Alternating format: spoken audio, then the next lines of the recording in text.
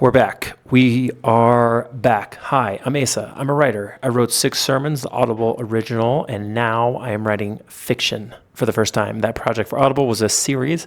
It was scripted.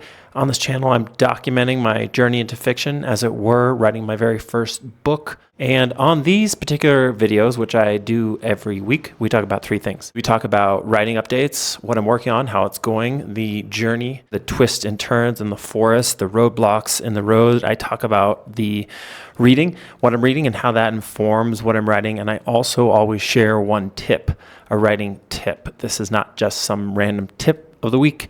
It's something that I learned myself during this week's writing. Welcome. The writing updates. So Bully is the name of the psychological horror thriller novel that I'm working on. That's the big project. Did not work on that this week, but that's okay because I think I am in a groove in a way that I haven't been in some time. And I have to credit a new morning routine. I've been reluctant to talk about my morning routine on this channel because a full third of the internet is concerned with optimizing your morning routine, but I'm 3 weeks into it now, and I have to say that I think it deserves some credit for transforming my productivity. I get up early. I get up at 5. I meditate. I walk Hugo, my dog, and then I come to this office. I come to where we are now, and I have a little over an hour to work.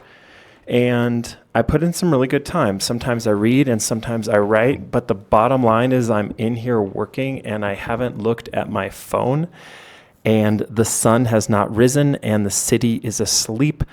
My family is asleep, and that is an amazing 70 minutes of time. It is a beautiful thing. I am so grateful for it. And because of that, I have been able to achieve 1 sentence a day. Now, 1 sentence a day. I'm saying it like that because that is the core tenet of a class that I just started, a class taught by the Afrofuturist Tananrive Due and her partner Stephen Barnes. This is a year-long class.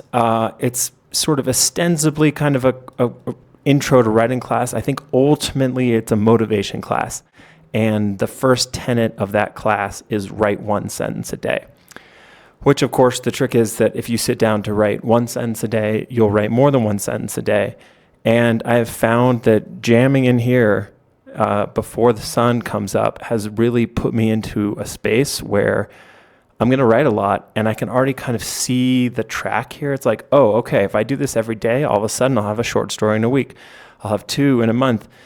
I'll be able to put time in on the novel. A big win for this week was being able to take that routine, attach this larger habit concept that I'm learning from this class, and putting it to work. And now I have a vision of what a sort of productive, dare I say, prolific writing life might look like. Item two, what are we reading? So this week we are reading Ghost Summer. Is that coming up? It's a book of short stories by Tananrive Due, said teacher of a aforementioned class. Great collection. I'm really enjoying it.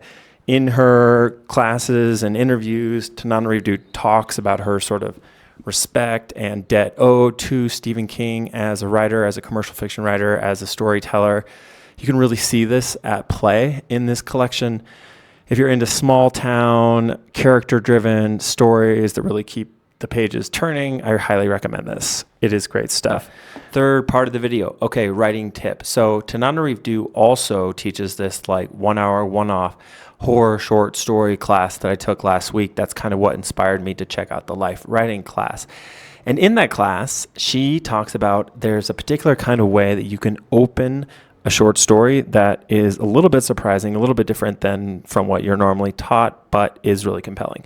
And what she says is that a good hack, if you don't know how to start, is to open your main character, introduce your main character in a mini crisis. They're in some kind of oh shit moment where they have a problem that they have to solve. There are stakes. They have an objective. Classic kind of anatomy of a scene type stuff, but with the exception that there's no car crash. The sun is not falling from the sky. There are no firearms. It is something small. I found an example of this in Samantha Schweblin's recent anthology that I read. At the beginning of one of the stories, there's a character who's thirsty. They're just trying to get a drink, and they're not parched for thirst. This isn't 128 hours. This isn't the last sip on earth. They're just thirsty, but they really want to drink, and they're trying to navigate off the highway to a cantina where hopefully they can find something to drink. Immediately, we're thrown into a circumstance. We can relate to this. We care about the outcome of this character and the details in which they want that drink, what kind of drink they want, what they say to the server to get it. All of a sudden, we're revealing character. All of a sudden, the people we're trying to understand are unfolding themselves to us. So I just thought that was a nice little way to think about openings. We're taught again and again and again to grab us, to hook us. Again, on this channel, I've referenced HBO openings or not, right? And I just thought that was a great tip. I'll see you next week. La música del latino.